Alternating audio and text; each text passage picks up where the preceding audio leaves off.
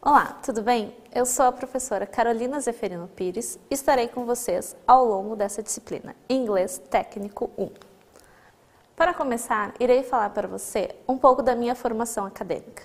Eu sou formada em Letras, Português e Inglês pela Universidade Federal do Rio Grande do Sul. Também possuo curso de especialização em ensino de língua estrangeira inglês. Também possuo cursos de aperfeiçoamento no exterior, feitos na Inglaterra. Assim, ao longo da minha carreira, eu tenho visto grandes dificuldades dos alunos de inglês técnico quanto ao vocabulário de inglês. Nós vamos tentar, nessa disciplina, usar cada vez mais exemplos da sua área, também com textos voltados para a sua área específica. Você verá na sua apostila muitos exercícios voltados para a sua área. Nesse sentido, quanto mais familiarizado você estiver com a língua inglesa, mais fácil será. Muitos alunos me perguntam, eu estou estudando informática, por que eu tenho que estudar inglês? Nós vemos então que todas as coisas que surgem novas na área da informática surgem com a língua inglesa. Os manuais, como usar, como se adaptar, todos são em inglês.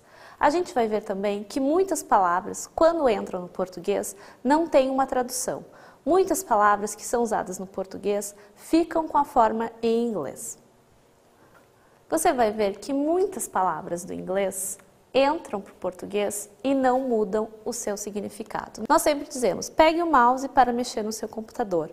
Você então vê que mesmo quando nós estamos usando o português para nos comunicarmos, a gente usa palavras em inglês. Mesmo quando a gente está em casa, por exemplo.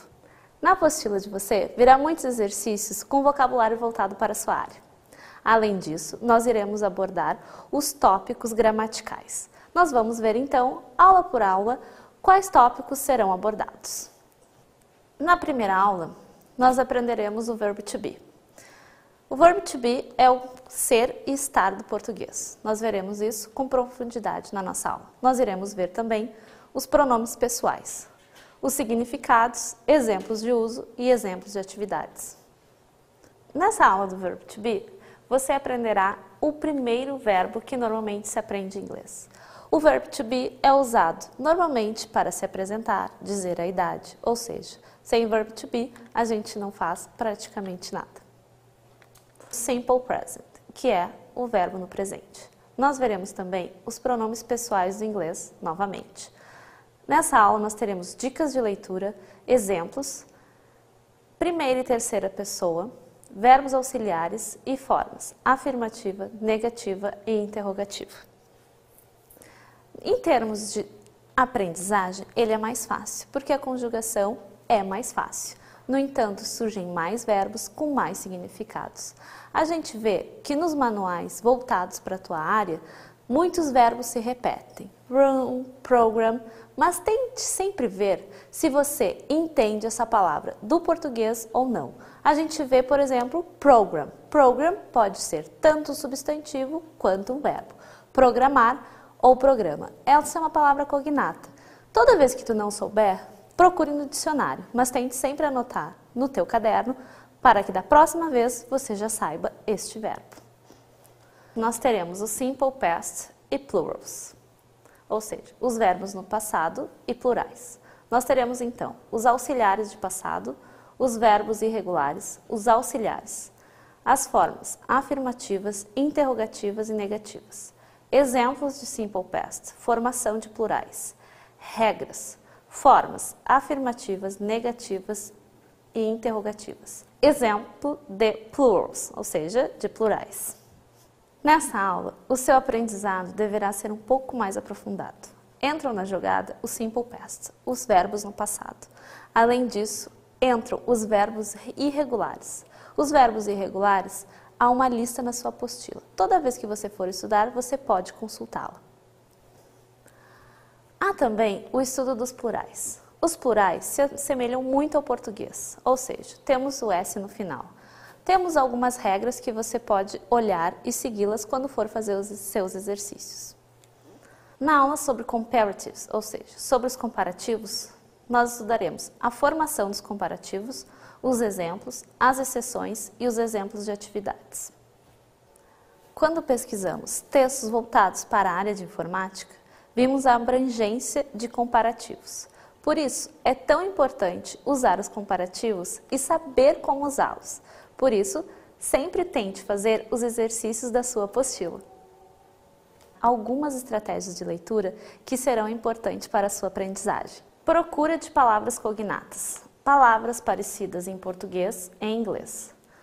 Radio, rádio. Regular, regular. Different, diferente. Emotion, emoção. A procura de palavras cognatas em inglês é muito importante, porque as palavras cognatas têm quase o mesmo significado, tanto em inglês como em português. Palavras cognatas podem ser aquelas que têm grafia bem parecida ou quase igual. Nesses casos, a gente já sabe qual é o significado desta palavra. Sempre que nós tivermos palavras que nós já sabemos o significado, o entendimento do texto é bem mais fácil.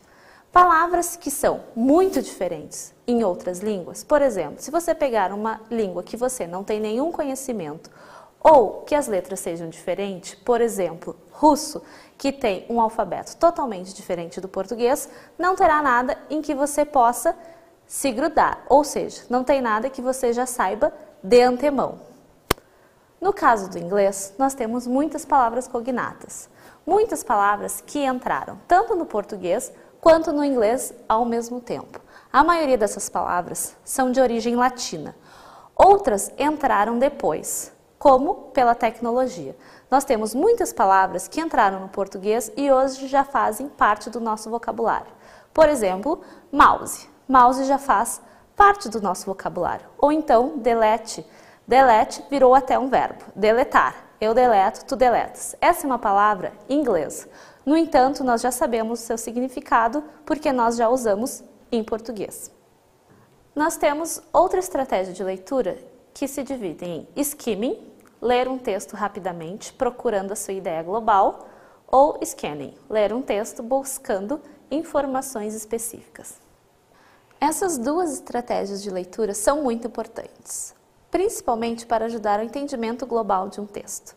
Quando você responde perguntas e procura no texto respostas pontuais, isso acontece quando you faz scanning, scanning the text.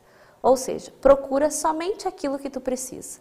Quando eu procuro a ideia global sobre o que está falando aquele texto, eu uso a estratégia skimming, ou seja, eu vejo sobre o que está se referindo ao texto, sobre qual assunto que é, sobre qual coisa se refere.